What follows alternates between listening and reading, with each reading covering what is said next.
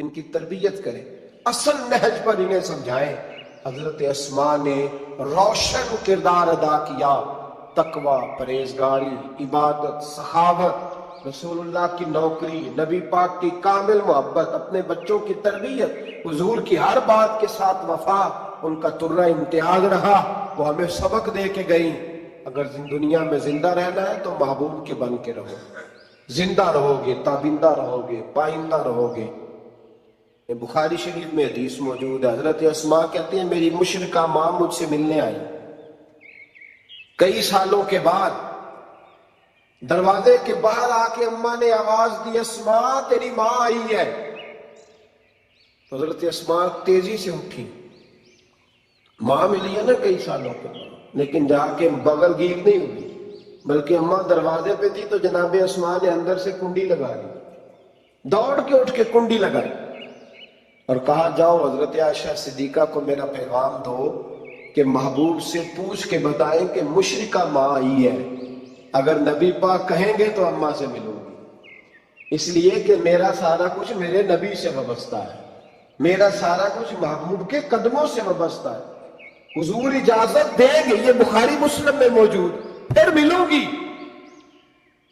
تو حضرت اسماء کا جب پیغام گیا تو نبی پاک علیہ السلام نے فرمایا وہ مشرک ہے تو خود ہی اللہ اس سے پوچھ لے گا، اسماء سے کہو تمہاری تو ماں ہے نا، تم تو ملے نا، میرا ابا جی ظالم ہی بڑا ہے، رضی آپ کو نہیں پتا بڑے ظالم ہیں، انہوں نے میرے ساتھ بڑی زیادتیاں کی ہیں۔ او بھائی، میرے محبوب سے بھی ایک صحابی نے کہا تھا یا رسول اللہ آپ کہتے ہیں والدین کی فرما برداری کرو، تو اگر والدین ظلم کریں، والدین اگر ظلم کریں، میرے محبوب کی زبان سے ایک حرف بھی کبھی فضول نہیں نکلا، بلکہ رب جب فرماتا تھا تو محبوب بولتے تھے۔ اس نے ایک دفعہ کہا حضور اگر والد ظلم کرے، نبی پاک نے 3 دفعہ فرما او یظلمو او یظلمو او یظلمو، اگر وہ ظلم بھی کرے، ظلم بھی کرے، ظلم بھی کرے، تو پھر بھی تو نے ماں باپ کی فرما برداری کرنی۔ 3 دفعہ محبوب نے ارشاد فرمایا۔ حضرت اسماء کہتی ہیں حضور نے فرمایا تیری تو والدہ ہے نا، تو میل۔ پھر پیغام بھیجا کہ یا رسول اللہ وہ کچھ تحفے بھی لائی ہیں، اگر اجازت ہو تو قبول کروں، فرمایا تیرے لیے اجازت ہے۔ حضرت اسماء اتنی مضبوط مسلمان تھی کہ اماں مشرکہ تھی، لیکن اس کے قریب جانا انہوں نے پسند نہ کیا جب تک حضور اجازت نہ دے۔ فرماتی ہیں جب میرے ابا جی ہجرت کے لیے جانے لگے نا غار ثور پہ، تو میری ڈیوٹی لگا گئے، کہنے لگے بیٹی تو بڑی ہے، پیچھے ذرا خیال رکھنا۔ کہتی ہیں 60,000 دینار تھے گھر میں، والد گرامی جب گئے تو ہر چیز ہی ساتھ لے گئے، ایک پیسہ نہیں چھوڑ کے گئے۔ کہتے میرے دادا نابینا تھے حضرت ابو قحافہ، بعد میں مسلمان ہو گئے، وہ آئے اور آ کے کہنے لگے اسماء تیرا ابا سارا کچھ لے گیا ہے، کچھ چھوڑ کے بھی گیا ہے۔ تو کہتی ہیں میں پریشان ہو گئی، کیا جواب دوں، دادا جی بوڑھے یہ تو احتجاج کریں گے۔ کہتی ہیں کہا نہیں نہیں بڑی خیر ہے، بڑا کرم ہے، کہا نہیں مجھے بتا کچھ چھوڑ کے گیا ہے، مجھے امید نہیں ابو بکر کچھ چھوڑ کے جائے گا۔ اور جب محمد ابن عبداللہ صلی اللہ علیہ وسلم پہ خرچ کرتا ہے تو ہر چیز ہی لٹا دیتا ہے، بتا کچھ چھوڑ کے گیا ہے۔ تو حضرت اسماء کہتی دادا جی بوڑھے تھے تو مجھے تجویز آئی، میں جلدی جلدی سے اٹھی، چھوٹے چھوٹے روڑے میں نے کہ گھڑے میں رکھے، اس کے اوپر میں نے ٹاٹ ڈال دیا، میں نے کہا دادا جی پیسے ہیں، ان کا بازو تھام کے تو میں نے وہاں لگا دیا ٹاٹ کے اوپر۔ کہتی ٹاٹ کے اوپر لگایا، یہ نہیں بتایا نیچے کیا، میں نے کہا یہ دیکھیں، کہنے لگی اچھا اچھا ٹھیک ہے، میں نے یہ نہیں کہا پیسے ہیں، غلط بات بھی نہیں کی، اے دیکھیے۔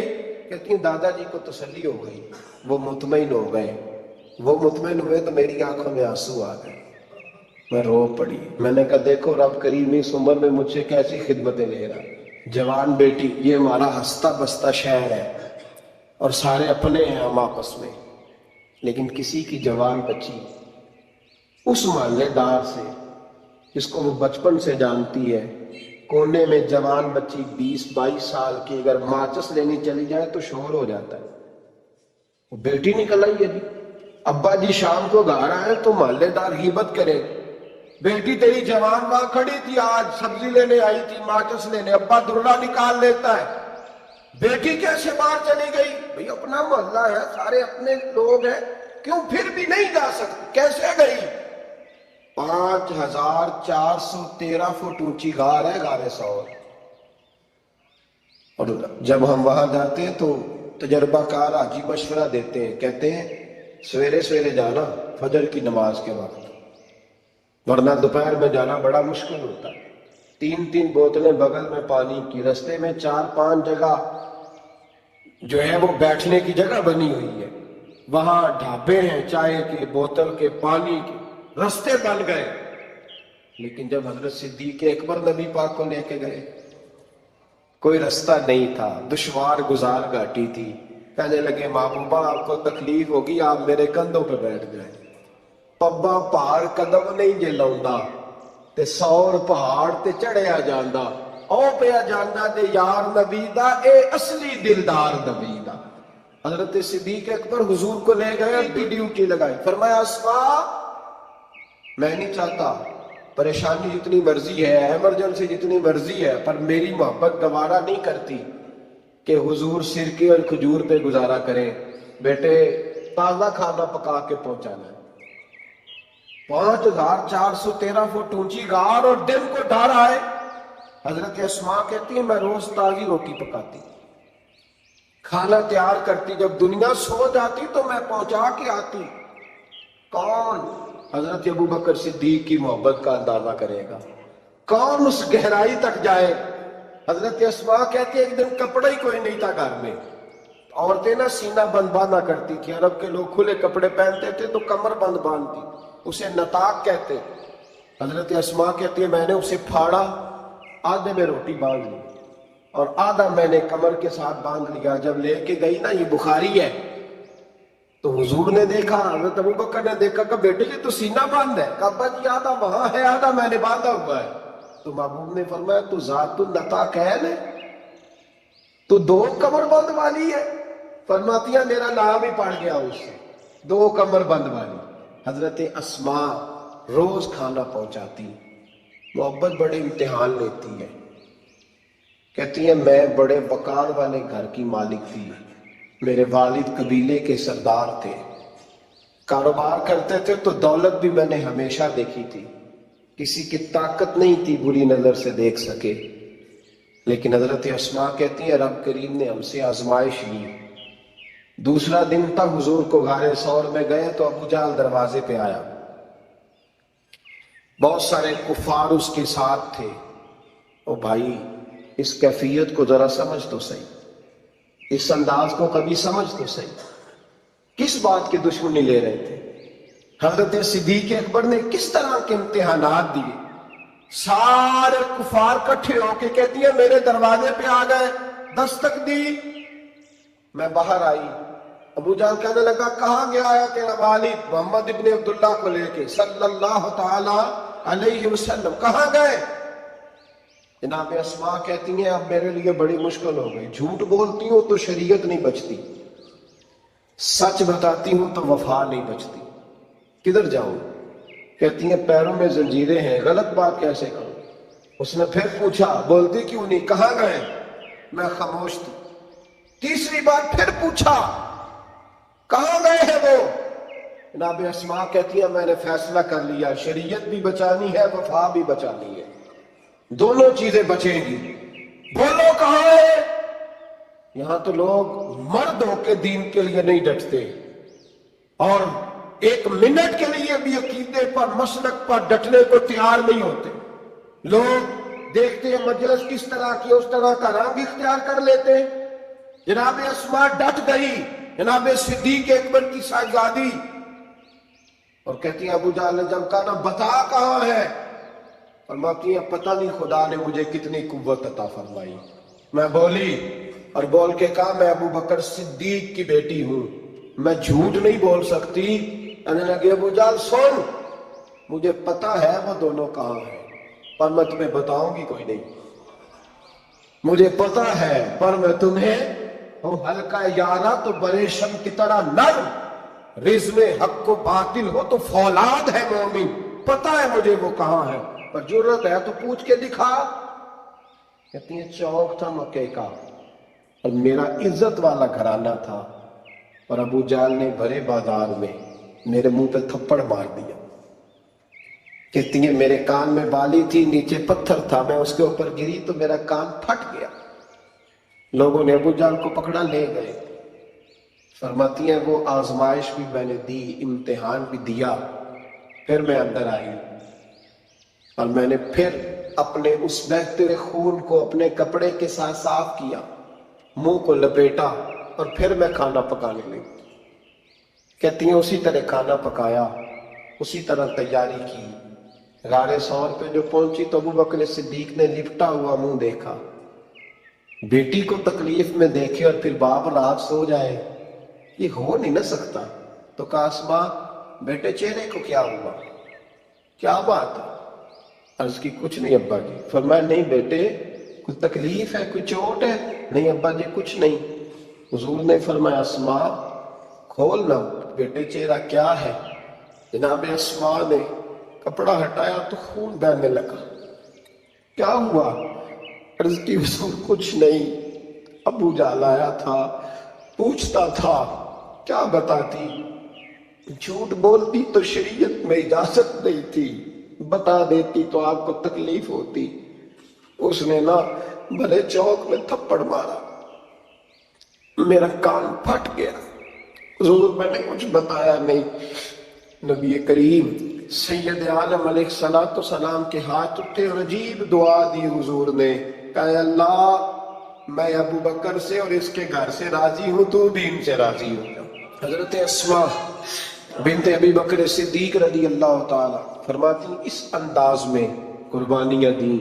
پھر ایک وقت آیا, فرماتی ہیں میرے گھر میں دولت تھی, مال تھا, میں نے بڑا کچھ دیکھا تھا, لیکن میرے لیے رشتہ آیا نبی پاک کی پھوپھی کے بیٹے کا, حضرت زبیر بن عوام. یہ حضور کی پھوپھی کے بیٹے بھی ہیں, اور جو 10 صحابہ کو حضور نے جنت کی بشارت دی اس میں بھی شامل ہے. حضور نے فرمایا میرا حواری ہے زبیر بن عوام, اور 10 مبشرہ صحابہ میں شامل ہے. لیکن گھر میں غربت تھی, تنگ دستی تھی, مجبوری تھی. جناب اسماء کہتی ہیں میرے ابا جی نے کہا بیٹا تیرے لیے رشتہ آیا ہے. میں نے کہا کس کا؟ کہ حضور کی پھوپھی کے بیٹے زبیر بن عوام کا. کہتے میں نے تھوڑی دیر کے لیے سوچا کہ وہاں تو بڑی غربت ہے. تو جناب صدیق اکبر نے اگلا جملہ کہا, فرمایا تمہیں پتہ ہے رشتہ بھیجا کس نے؟ کہا ابا جی کس نے؟ کہا مصطفیٰ کریم نے. جناب اسماء کہنے لگی پھر آپ کو مجھ سے پوچھنا نہیں چاہیے تھا, پھر حضور نے پسند کیا, محبوب نے, اتنے میرے نصیب. حضرت اسماء کہتی ہے میں اس گھر سے گئی تھی جہاں 3 غلام ہر وقت ہوتے تھے, اور یہ بخاری مسلم میں آپ کو ملے گا. بیٹیوں کی تربیت ہم کرتے ہیں, وہ کہتے ہیں او سسرال میں کام کرنا پڑتا ہے, سویرے اٹھنا پڑتا ہے, ایسے کرنا پڑتا ہے. سنو جناب صدیق اکبر رئیس مکہ اور مدینہ کی بیٹی فرماتی ہے میں جب زبیر بن عوام کے گھر میں گئی تو میں آٹا بھی گھولتی تھی, میں کپڑے بھی دھوتی تھی. محبوب نے میرا رشتہ کرایا نا. فرماتی ہیں میں چکی بھی پیستی تھی. فرماتی ہیں زبیر بن عوام نے گھوڑا رکھا ہوا تھا, وہ جب باہر جاتے تو میں گھوڑے کے لیے چارہ بھی کاٹ کے لاتی تھی, میں اس گھوڑے کو بھی سنبھالتی تھی, میرے ہاتھوں میں چھالے پڑ جاتے. ایک دن میرے ابا جی نے دیکھ لیا, ابو بکر صدیق بڑے پریشان ہوئے. کہتی ہیں انہوں نے جا کے محبوب کی بارگاہ میں عرض کی حضور اگر آپ اجازت دیں تو میں زبیر کو ایک غلام نہ دے دوں, میری بیٹی کام کرتی ہے, اس کے ہاتھوں میں نے چھالے دیکھیں, ایک غلام نہ دے دوں. ڈائریکٹ حضرت زبیر بن عوام سے نہیں کہا کہ تو اتنا کام کراتا ہے, جھگڑا نہیں کھڑا کر دیا. کہتی ہیں ایک غلام حضور کے ذریعے جناب ابو بکر صدیق نے بھیجا. اب وہ باہر کے کام سنبھالنے لگا, گھوڑے کو چارہ ڈال دیتا, کچھ سودا صرف لا دیتا. کہتی ہیں مجھے یوں لگا جیسے میں آزاد ہو گئی. غربت بھی تھی. زبیر بن عوام نیک بڑے تھے پر طبیعت کے ذرا سخت تھے. ایک دن ابا جی آئے تو میں نے کہا حضور اور تو کوئی چیز نہیں چاہیے, تھوڑی سختی ہے طبیعت میں. تو کہتے ہیں میرے والد نے یہ نہیں کہا میں پوچھوں گا, میں حضور سے بات کروں گا. کہنے لگا بیٹی صبر کر, بیٹی صبر کر, تیرا خامد نیک ہے, اگر تو اس کی رضا میں دنیا سے گئی تو رب تجھے بغیر حساب جنت عطا فرما دے گا. फखामत की परहेज गाड़ी भी तो देखो ना भाई, सिर्फ दौलतों की जरूरत है, सिर्फ इन चीजों की जरूरत है, उसकी परहेजगारी भी देखो। अब इस्मा कहती है उसके बाद मैंने शिकवा नहीं किया, उसके बाद दोबारा शिकवा, सखी बड़ी थी हजरत अस्मा। हजरत अब्दुल्ला बिन जुबैर आपके बेटे थे, किसी ने उनसे पूछा कि आपकी वालदा का क्या हाल था, तो फरमाते मैं अम्मा को मुसल्ले पे छोड़ के गया, इबादत कर रही, इबादत गुजार बड़ी थी, मुसल्ले पे छोड़ के गया। फरमाते मैं जोहर के वक्त गया और असर की नमाज के बाद आया तो मेरी अम्मा अभी भी मुसल्ले पे बैठी थी और रब से माफियां मांग रही थी। कहते बड़ी सखी थी, और मेरी खाला सैयदा आयशा भी बड़ी सखी थी। हजरत अब्दुल्ला बिन जुबैर फरमाने लगे दोनों में एक फर्क था। हजरत आयशा जब सखावत करती तो कुछ पैसे जमा कर लेती, एक हफ्ते के पैसे जमा करके जोड़ के कहती चलो किसी गरीब का कुछ बन तो जाए, लेकिन हजरत अस्मा रखती नहीं थी, कहती थी रोज ही देने हैं, चाहे एक दिनार में मौजूद है। जब उनसे पूछा गया ऐसा क्यों करती हो, तो कहती है मैं एक दिन नबी पाक की बारगाह में ना कुछ पैसे देने लगी तो मैंने 2-3 दफा गिने, तो हुजूर ने कुछ दिनार रख ले, तो महबूब फरमाने लगे अस्मा अल्लाह के रास्ते में गिन गिन के न दे, वरना वो भी तुझे गिन गिन के ही देगा। तू उसके रास्ते में बेहिसाब दे, वो भी तुझे बेहिसाब ही अता फरमाएगा। और बचा बचा के ना रखा कर, दे दिया कर, तू उसके रास्ते में देती रह, रब भी तुझे देता ही रहेगा। हम चूंकि गिन गिन के देते हैं ना, इसलिए हम इस फलसफे को समझते नहीं। गिन गिन के दोगे तो गिन गिन के मिले, बेहिसाब दोगे तो अल्लाह भी बेहिसाब ही देगा। हजरत अस्मा की सखावत, परहेजगारी, फरमाती है कि मैं जब मदीना मुनव्वरा हिजरत करके सब लोग चले गए तो मुसलमानों के घर में ना बेटियां ही पैदा होती थी, तो यहूदी औरतों ने शोर कर दिया कि हमने जादू कर दिया, इनके यहाँ बेटा नहीं हो सकता। तो जनाब अस्मा बिनते अबू बकर सिद्दीक रज़ी अल्लाह तआला अन्हा फरमाती हैं सबसे पहला बेटा मदीने में अल्लाह ने मुझे अता फरमाया।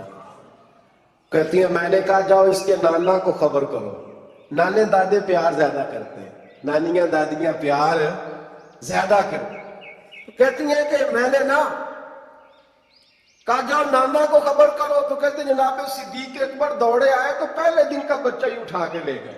अब्बा जी बात तो सुने, मैं ठहर जा सुन लेते।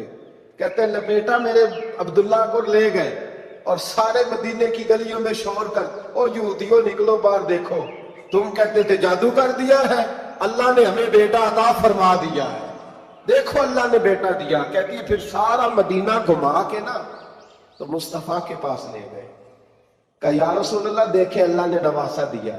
कहती है मेरे बेटे अभी मैंने दूध भी नहीं पिलाया था, मैंने कहा ले गए अब्बा जी और वापस भी नहीं लाए। कहते हुजूर के पास जब लेके पहुंचे तो नबी पाक ने खजूर मुंह में रखी, उसे दांतों के साथ इस तरह चबाया कि जर्रे जर्रे में हुजूर का लवाबे दहन शामिल हो गया। वो खजूर हुजूर के लवाबे दहन में गोया गूंद दी गई। फरमाती है उसको निकाल के तो महबूब ने मेरे बेटे को गुटी अता फरमाई, अब्दुल्ला नाम रखा। हजरत अस्मा कहती है जब वापस आए मैंने कहा अब्बा जी मैंने तो अभी इसे दूध भी नहीं पिलाया था, तो कहने लगे मुबारक हो, इसके सीने में जो सबसे पहली गिदा गई है वो मेरे नबी का लुआबे दान गया है। हजरत अब्दुल्ला बिन जुबैर जवान हुए, अभी 7-8 साल उम्र की थी कि तो उनके वालिद हजरत जुबैर बिन अवाम हुजूर के पास ले गए, कहने लगे या रसूलल्लाह इसे बैत भी कर ली, महबूब का बैत भी करा दिया। मुसलमान तो पहले ही थे, मुसलमानों के घर में ये वही बैत है जो हम अपने मशाइख के हाथों पे करते हैं। इसकी इतनी अहमियत है कि हजरत जुबैर बिन अवाम ने 6-7 साल का बच्चा भी महबूब नहीं रहने दिया, हालांकि कलमा तो वो शुरू से पढ़ते थे। ये बैत अगर कलमे की होती तो वो तो पहले पढ़ रहे। ये वही बैत है जो हम अपने बुजुर्गों के हाथों पे करते हैं कि कोई बंदा बगैर मुर्शद के और बगैर पीर के रह ना जाए। हजरत जुबैर बिन अवाम ने बैत भी करा दिया। फरमाती आप यही बच्चे जवान हुए।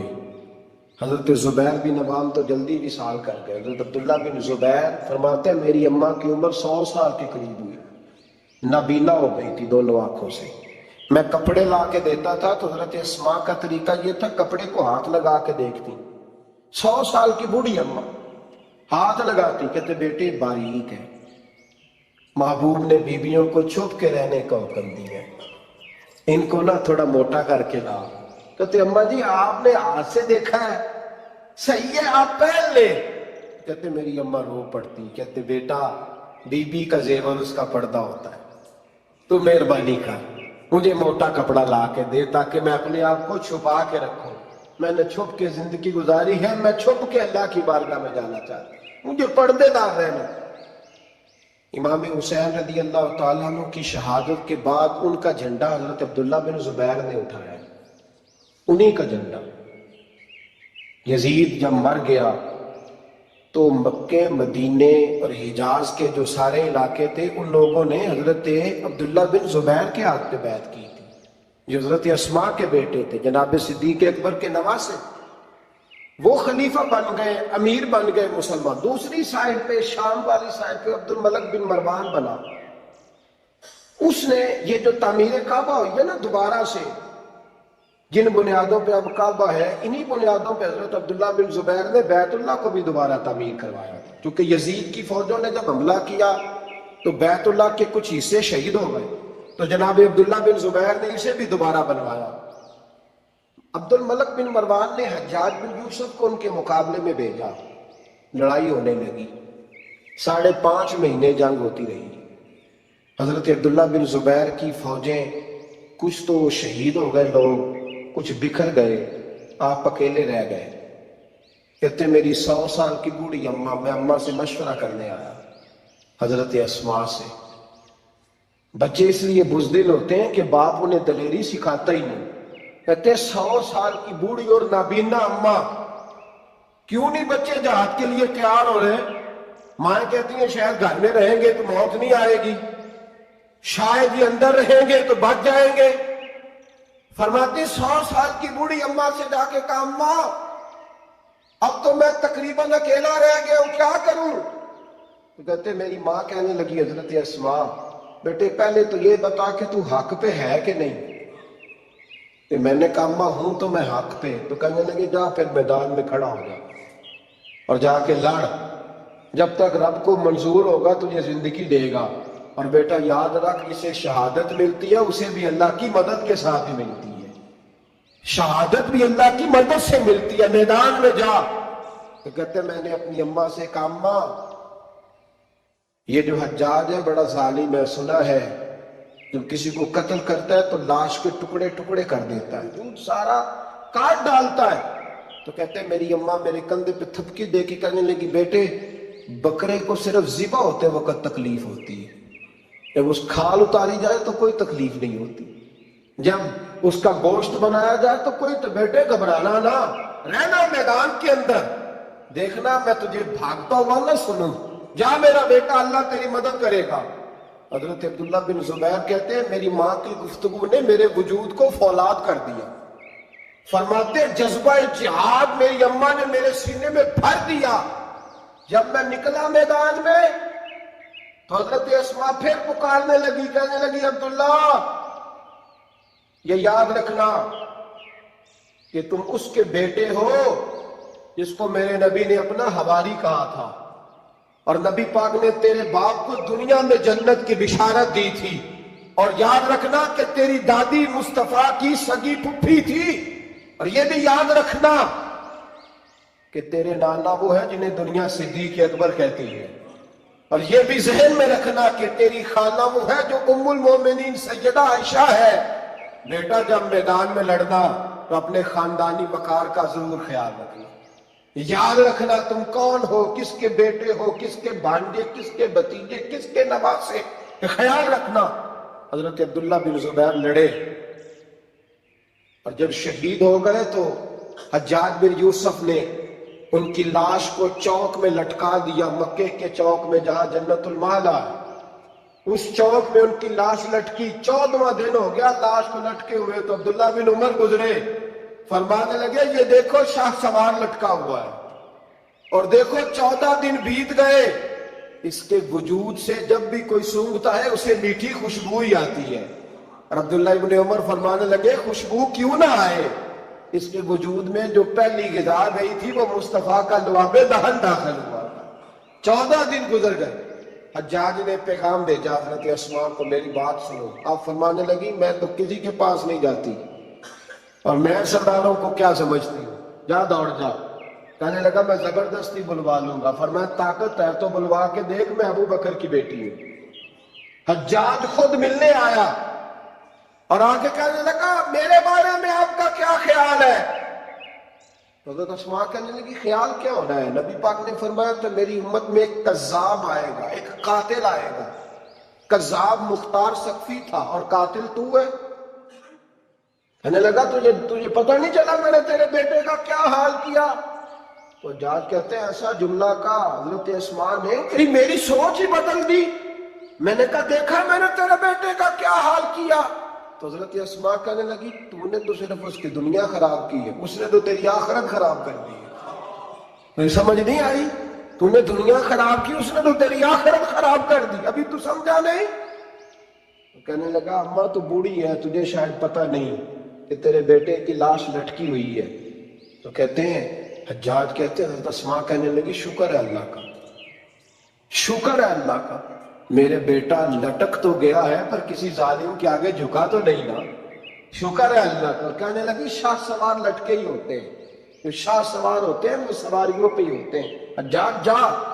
حجاج بن یوسف کہتا ہے جب میں باہر نکلا تو بڑی بڑی تلواریں میرا سر نہیں جھکا سکی تھی، پر حضرت اسماء کے جملوں نے میری گردن جھکا دی۔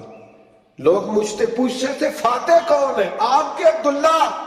تو حجاج کہتا ہے نہ میں اور دوسروں کو تو ماننے کو تیار ہی نہیں تھا نا، کہتا ہے فاتح دیکھنا ہے تو وہ ابو بکر کی بیٹی اندر بیٹھی ہے، وہ سب سے زیادہ فاتح، وہ فاتح ہے جس کا حوصلہ جوان ہے، جس کے سینے میں ایمان کی قوت تگڑی، جو آج بھی ان اصولوں پہ قائم ہے جو مصطفیٰ نے دیے تھے۔ حضرت اسماء اپنے بیٹے کے شہادت کے 3-4 دن کے بعد ہی وصال کر گئی۔ 100 سال کی اسماء کا جب جنازہ اٹھا تو پھر دیکھا مکے کے لوگوں نے اور مدینے کے لوگوں نے کہ بادشاہوں کے جنازے میں اتنی خلقت نہیں آتی جتنی اس خاتون کے جنازے میں لوگ آئے، اور لوگ کہہ رہے تھے آج وہ خاتون دنیا سے گئی ہے جس خاتون نے اپنی زندگی کے 80 سال رسول اللہ کے دین کو دیے۔ بھائی یہ بات آج اس لیے ان کا ذکر، کیونکہ ان کا وصال بھی جمادی الثانی میں ہوا، اس لیے چھیڑا ہے۔ اپنے گھروں کے اندر ہم نے تربیت کا، بیٹیوں کی تربیت کا وہ والا ماحول بنانا ہے جو حضرت اسماء بنت ابی بکر کا تھا۔ ہماری بچیاں کہتی ہیں دکھ ہی بڑے تھے، غربت ہی بڑی تھی، ساری زندگی ٹینشن کی نظر ہی ہو گئی، ہم کیسے جوان ہوتے۔ وہ تو امیر گھر سے غریب گھر میں آئی تھی، غربتوں کی ٹینشن نے کبھی انہیں پریشان نہیں کیا بلکہ ان کے ایمان کو جلا بخشی، توانا رہی۔ جب مائیں حضرت اسماء جیسی ہوتی ہیں تو بیٹے حضرت عبداللہ بن زبیر جیسے پیدا ہوتے ہیں۔ اتنے تگڑے اور دلیر بیٹے پھر دنیا کو ملتے ہیں۔ اپنی بچیوں کی تربیت کریں۔ سارا دکھ روٹی کا ہی ہے، دولت کا ہی ہے، جائیداد کا ہی ہے، کھانے پینے کا ہی ہے، اور بھی غم ہے زمانے میں محبت کے سوا، کچھ اور بھی توجہ کریں بھائی۔ یہ تو ایک جوز ہے، تو ایک جوز ہے صرف زندگی کا، باقی ساری زندگی تو آگے بڑھی ہوئی۔ جو لوگ نیکی میں ابتدا کرتے ہیں ان کا شریعت کے اندر بہت زیادہ درجہ ہوتا ہے۔ جو پہلے آتے ہیں اور سبقت لے جاتے ہیں نیکیوں میں، اللہ اور اللہ کے رسول کی بارگاہ میں ان کے بڑے مرتبے ہیں۔ کچھ لوگ انتظار کرتے رہتے ہیں کہ سارے لوگ جائیں گے تو پھر ہم جائیں گے، سارے لوگ نیکی شروع کریں گے تو پھر ہم کریں گے۔ حالانکہ نبی کریم علیہ الصلوۃ والسلام نے فرمایا جس نے دین کے اندر کوئی خیر کا کام شروع کیا، جتنے لوگ اس کی اتباع میں اس کام کو کریں گے، اللہ تبارک و تعالیٰ ان سب کا اجر بھی شروع کرنے والے کو عطا فرمائے گا۔ اگر محبوب پاک کے وصال کے صدیوں بعد امام بخاری حدیث پاک کی کتاب بخاری شریف تصنیف کرتے ہیں تو اب قیامت تک جو آدمی بھی بخاری پڑھے گا، اس کو پڑھ کے کسی حدیث پر عمل کرے گا، اس تمام کا ثواب اللہ امام بخاری کو عطا فرمائے گا۔ خیر کا کام کرنے میں جلدی کرنی چاہیے، آگے بڑھنا چاہیے۔ صحابہ کرام علیہم رضوان جلدی کرتے تھے نیکی کرنے میں، آگے نکلنے کی کوشش کرتے تھے۔ ہم بھی جلدی کرتے ہیں لیکن مال جمع کرنے میں، دنیا داری میں۔ صحابہ کرام کی پہل ہوتی تھی خیر کا کام کرنے میں، اللہ کے ولیوں کی پہل ہوتی ہے میں جلدی سے خیر کا کام کروں۔ قرآن مجید فرقان حمید نے ان لوگوں کی عظمت بیان کی جنہوں نے دین پہ چلنے پہ پہل کی ہے، آگے نکلے۔ سورہ واقعہ میں اللہ کریم نے فرمایا وَالسَّابِقُونَ السَّابِقُونَ، اور سبقت لے جانے والے سبقت لے ہی گئے، آگے نکلنے والے آگے نکل ہی گئے۔ کون ہیں یہ لوگ؟ اولئک المقربون، فرمایا یہ اللہ کی بارگاہ کے قریبی لوگ ہیں جو آگے نکل گئے۔ کچھ لوگ ایسے تھے جو فتح مکہ کے بعد آئے دین میں، کچھ ایسے تھے جو فتح مکہ سے پہلے آئے۔ جو پہلے آئے اللہ نے ان کا درجہ زیادہ بیان فرمایا، قبل الفتح اور بعد الفتح، اس کی اصطلاح قرآن مجید نے بیان فرمائی۔ جو لوگ ابتدا میں آ گئے، جنہوں نے غربتوں میں اسلام کی تنہائیوں میں ساتھ دیا، ان کے درجات زیادہ۔ لیکن بھائی جب انسان کے پاس اللہ تعالیٰ کسی پہ فضل کرے اور اسے رزق حلال کروڑوں میں عطا کر دے، اس وقت کوئی آدمی اس کے لیے 1,00,000 کا بھی تحفہ لے کے آ جائے تو اس کے لیے اتنا مان ہی نہیں رکھتا، کیونکہ وہ خود کروڑ پتی ہے۔ لیکن اس زمانے میں جب اس کے پاس اماں کی دوائی کے پیسے نہ ہوں، اس زمانے میں جب اس کے پاس لاہور جانے کا کرایہ نہ ہو، اس زمانے میں جو آدمی 20 روپے کی مدد کرتا ہے وہ بندہ ساری زندگی یاد رہتا ہے، وہ یاد رہتا ہے۔ لوگ تقاضا کرتے ہیں کہ میں نے 1,00,000 کا تحفہ دیا، اسے یاد رکھو۔ اسے کیسے یاد رکھا جائے؟ اب تو وہ کروڑ پتی ہے، اب اس تحفے کی وہ حیثیت نہیں ہے۔ چاہیے یہ تھا کہ جب اسے ضرورت تھی، جب وہ مجبور تھا، جب وہ تنگ دست تھا، جب اس نے خود تجھ سے سوال کیا یار فلان جگہ میں الجھ گیا ہوں، تیری تھوڑی سی ضرورت ہے، اس وقت اگر کوئی شخص آگے بڑھتا ہے تو وہ بندہ انسان کو ساری زندگی یاد رہتا ہے، اس کے ساتھ انسان کا وفا کا رشتہ رہتا ہے، اس کے ساتھ انسان پیار کرتا ہے۔ اللہ کریم کے پیارے محبوب سید عالم صلی اللہ علیہ وسلم پر جن لوگوں نے ابتدا میں جانیں قربان کی، آزاد مردوں میں سے سب سے پہلے حضرت ابو بکر صدیق نے کلمہ پڑھا ہے، آزاد عورتوں میں سے سب سے پہلے حضرت سیدہ خدیجہ الکبریٰ نے کلمہ پڑھا ہے، اور بچوں میں سے نوخیز جوانوں میں سے سب سے پہلے مولا علی شیر خدا نے کلمہ پڑھا، اور غلاموں میں سے سب سے پہلے حضرت زید بن حارثہ نے کلمہ پڑھا۔ یہ السابقون الاولون ہے، ابتدائی لوگ۔ حضرت ابوبکر صدیق کو اللہ نے ایک کمال دیا ہے کہ حضرت ابوبکر صدیق کی 4 نسلیں صحابی ہیں۔ کتنی؟ 4 نسلیں حضور کی صحابی ہیں۔ حضرت ابوبکر صدیق کے والد بھی صحابی ہیں، خود بھی صحابی ہیں، ان کے کچھ ازواج بھی صحابی ہیں، حضرت ابوبکر صدیق کے بچے بھی صحابی ہیں، پوتے اور نواسے بھی حضور کے صحابی ہیں۔ کیسی عظمت ہے، کیسی شان اللہ نے عطا فرمائی۔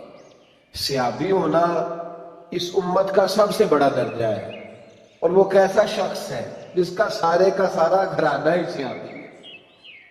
ہم لوگ گھر کے اندر دین کی بات اگر کریں اس انداز میں کہ بچوں میں شوق پیدا ہو، ہم کرتے ہیں ضرورت کے لیے دین کی بات۔ میں کبھی کبھی جب باتیں سنتا ہوں تو میں کہتا ہوں کہ یہ آپ بچوں کو دیندار نہیں بنا رہے۔ جب آپ کہتے ہیں نا بیٹے نماز پڑھنے سے روزی میں برکت ہوتی ہے، تو میں کہہ رہا ہوں آپ نماز کی تو بات ہی نہیں کر رہے، آپ تو روزی کی بات کر رہے ہیں۔ جب آپ کہتے ہیں نا بیٹے سویرے اٹھ کے قرآن پاک پڑھو، جب دکان پہ جاؤ گے تو گاہک زیادہ آئیں گے، تو یہ تو آپ نے گاہکوں کی بات کی، یہ آپ نے قرآن مجید کی بات نہیں کی۔ جب آپ نے کہا نا بیٹا صدقہ دو گے نا تو کوئی مشکل نہیں آئے گی، تو یہ بات صدقے کی نہیں ہو رہی، تو مشکلات سے نجات کی بات ہو۔ تو پلٹ پلٹ کے تو دنیا سنوارنے کی آپ بات کر رہے ہیں۔ دین کی بات گھر کے اندر اس طرح تک کرو کہ بیٹا ہماری کل کائنات اگر وابستہ ہے تو مدینے والے رسول سے وابستہ ہے، ہمارا جینا مرنا اگر صحیح ہو سکتا ہے تو قرآن پاک کی برکت سے ہو سکتا ہے، ہم اگر بچ سکتے ہیں تو اللہ تبارک و تعالیٰ کی معرفت نصیب ہونے سے بچ سکتے۔ روحانی زندگی آباد ہونے سے بات. حضرت صدیق اکبر گھر کے اندر جب بات کرتے تھے نا نبی پاک کی غلامی کی تو ذرا کھول کے کرتے تھے. اگر وہ احد میں، بدر میں اور مکے کے چوکوں میں حضور کے تذکرے بڑے شوق سے کرتے تھے تو آپ کے بچے کہتے ہیں جب گھر میں مصطفیٰ کی بات کرتے تھے تو پھر بھی ان کی آنکھوں میں آنسو ہی ہوا کرتے. حضرت ابو بکر صدیق رضی اللہ تعالیٰ عنہ گھر میں بیٹھتے تو مصطفیٰ کے ترانے پڑھنے شروع کر دیتے اور آپ کے بچے کہتے ہیں رو کے بات کرتے. آج میں حضرت ابو بکر صدیق کی ایک صاحبزادی کا ذکر کرنے والا ہوں، حضرت اسماء بنت ابی بکر صدیق. حضرت ابو بکر صدیق کی صاحبزادی ہیں، کہتی میرے ابا جی اس پیار سے گھر میں ذکر کرتے تھے نبی پاک کا کہ میں نے کہا